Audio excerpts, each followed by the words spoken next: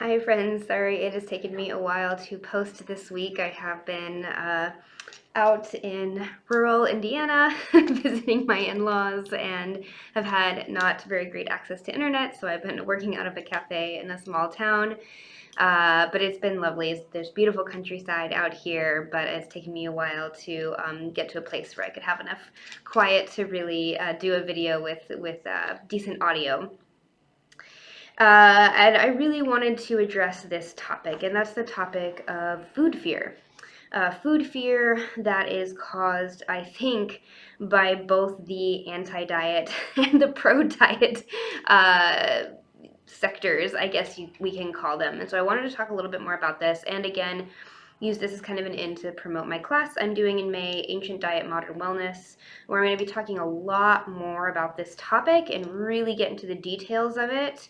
And I hope present a reasonable middle ground that takes all concerns into consideration and ultimately leads you to a place where you can really design your own individualized way of eating without falling into the trap of food fear. So I'm going to get into this a little bit.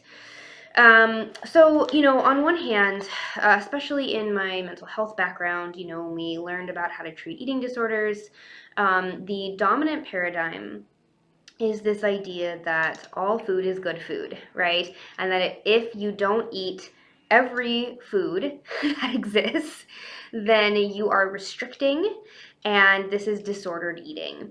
And you are, going against a body positive ideology, and it can get really dangerous very quickly, and it's not mentally healthy. A lot of eating disorder treatment centers actually, you can't pass or graduate until you have demonstrated that you will eat anything they put in front of you. Now, this is a really big issue because the people who are promoting this don't actually understand nutrition. And they don't actually understand an ancestral perspective of nutrition, and they don't understand how different compounds in food and different nutrients in food actually work in the body.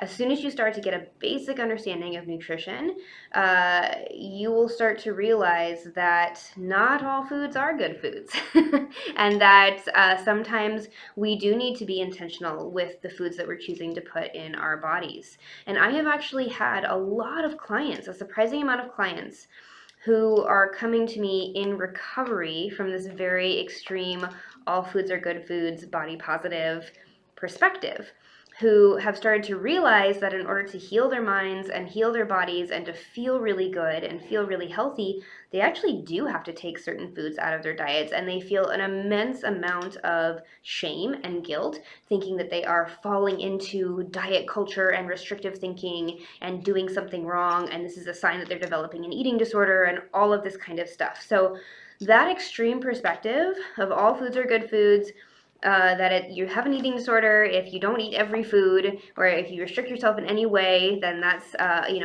a sign of mental illness, or an unhealthy perspective on food. That is causing problems for people, right? And I think it is really important to acknowledge that. And I think people in the mental health field, even people treating eating disorders, need to have a more nuanced understanding of this. Because, and this is a topic for another video that I will do at some point, but many times eating disorders are actually related to nutrient deficiencies that people have. So again, totally different topic, but people need to start understanding this. Now, on the other side, you have sometimes this very intensive, restrictive, fearful, body negative, fat phobic, diet obsessed, restriction obsessed, orthorexic type of culture that we also get in the nutrition world, right? And you see this, of course, you obviously see this in weight loss culture, right? People who are using diets for weight loss.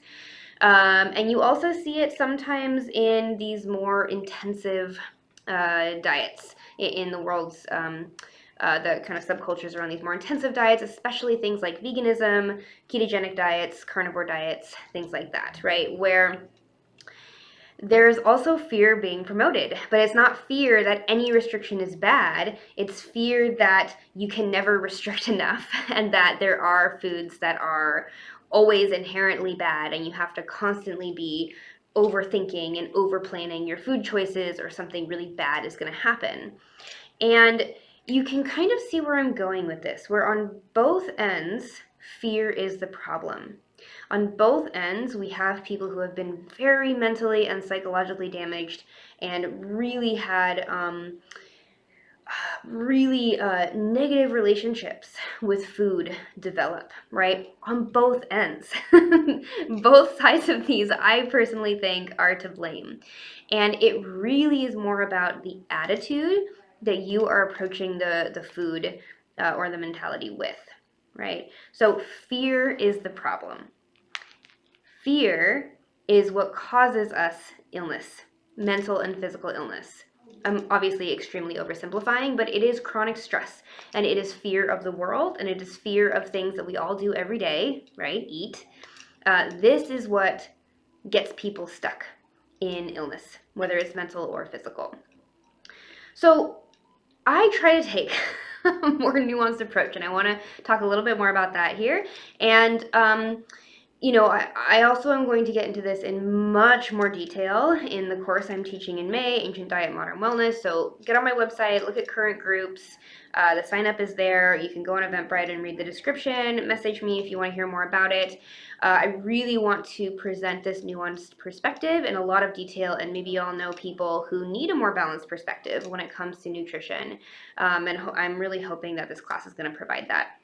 But I'm just going to give a little summary here so you kind of have a preview and you can start kind of percolating and thinking about it.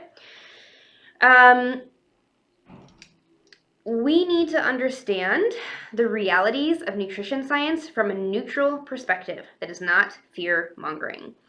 And to do that, we have to understand toxicity. And honestly, even the word toxicity is sometimes hard for me because people have this very visceral fear reaction when they hear the word toxin, right? Because toxin means poison, right? And no one wants to put poison in their body. But we have to understand that most things in the world have some level of toxicity, right? Experiencing some level of toxic exposure is 100% normal for humans, for any living organism, right? This is the same thing as some amount of hardship or stress in your life is actually good for you, right? When we see kids who have either had way too much trauma or have lived these very sheltered lives, we actually see similar outcomes, right? So there is a sweet spot of stress, and this includes being exposed to toxins, right? There is a amount of toxic exposure that comes from the natural world that is actually beneficial to us, right? It's this idea of hormesis, or this beneficial stress. Now, the key is figuring out how much toxic exposure can your body handle at the point of healing that you are in. That is the key, is not seeing any foods or any compounds or any particular macronutrient as bad or good or toxic or non-toxic. It's just looking at what does my body have the capacity to tolerate, what will actually benefit it, and what do I need to, how do I need to further support my body so that it can heal. So basically, the sicker you are, the more complex your symptoms are, and the longer you've been sick, probably the less toxic exposure you should have. And that's probably what your body is going to need in order to heal. And as you improving your health, as you gain health, you will become more resilient and you can be exposed to more toxins and will actually benefit from exposure to those toxins. So it's all contextual. There's no such thing as bad or good. There's no such thing as something being inherently evil. Now, I would say my one kind of caveat to this is that I believe that food-like substances, right, processed food and food additives that have been invented in the last 200 years, say, probably are never toxins that we want to expose ourselves to because they don't fit in our bodies on an evolutionary and physiological level, right? These are not natural toxins that we find in nature that we have been exposed to for thousands, if not millions of years, right? These are artificially created toxins, by industry that we should probably really never expose ourselves to. Now, that being said, that doesn't mean, there aren't people out there who are healthy enough that they seem to do okay with them, right? There are those anomalous people who eat fast food and soda every day and seem to be healthy, right? And those are some very resilient people, and I think we have less and less of those in our world. The more compromised we get, overall. And we do see this, right? We see these universal patterns where we see different traditional cultures get introduced to Western foods, and universally there is a major decline in health within 1 or 2 generations. So these are things that I don't ever really promote in terms of all food is good food or food is neutral. I actually don't think those foods are neutral. I think those are not things we should be exposing ourselves to. But that being said, if we're talking about whole foods that humans have been eating, for thousands of years at least, right? Which is most whole foods that you find in nature, right? There might be a couple of exceptions, but generally speaking, these are not things we should be afraid of, right? If a traditional culture eats it, there is probably some benefit to consuming it in some context or another. It doesn't mean everyone should be eating every food that exists in any cultural dietary pattern, right? But it's not something to be afraid of. And we see is that traditional people are often eating foods that have very high levels of toxins in them, right? We often think of something like wheat as a very toxic food, but we see traditional people, who have been living in small villages in Eastern Europe, very similar lifestyle for thousands of years. They're often eating bread every day and they're in great health, right? Potatoes are another food that is often thought of as pretty toxic. It has a lot of toxic compounds in it, but we see traditional people in South America eating tons of potatoes literally every day and they're in excellent health.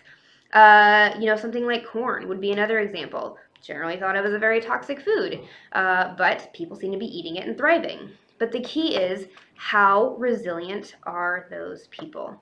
And most of them have been growing up in these very small, supportive communities where they've had no exposure to pesticides and pollutants, and their water is clean and their air is clean and their microbiomes are really healthy and balanced. And so the toxins they're encountering in these foods are actually overall creating a beneficial stress response in their body.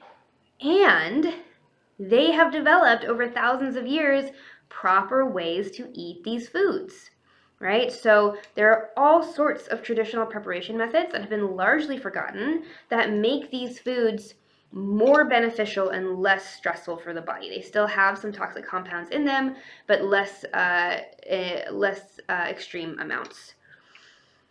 So the first thing to assess is, how sick am I? How complex are my symptoms? How long have I been sick? And by assessing that, you can kind of see okay, here's maybe the amounts of toxins in foods that will probably be okay for me. And if that's not working, then you may want to pull back on that to give your body a little more support, a little less toxic load to be dealing with, right, that you're getting from the food you're eating. And so that your body can heal a little more, and then you can try reintroducing those foods again. So it's not that things like lectins or oxalates or phytic acid or all these toxins that we hear about that are in plant foods, we shouldn't be afraid of them. We just need to be aware of them, and we need to understand the effect that they have on the body, so that if we are dealing with symptoms related to toxicity of some of those compounds, we can identify it, we can take appropriate action. And as we get healthier, we're going to have more and more tolerance for those compounds. And then when we are ready to add those back in, we need to know how to do it properly. We need to know the traditional methods of preparation that allows people to eat large amounts of these foods and still thrive.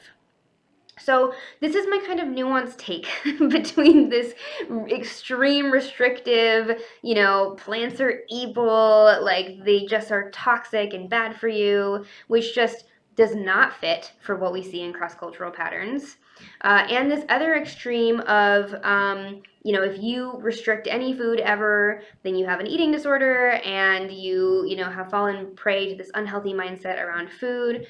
That is causing a lot of harm also, right? And so we need to take a balanced approach where we understand nutrition, we understand the concept of plant toxins, we are able to see ourselves in a bigger context and make intelligent decisions without being fearful.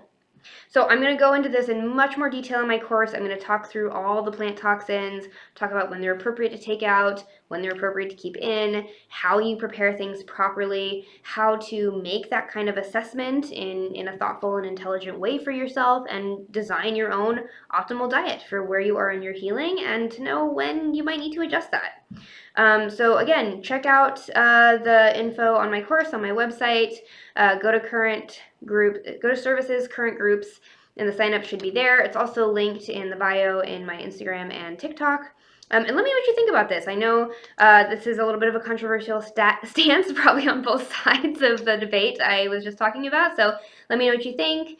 Let me know if you have any questions. And thanks for your patience this week.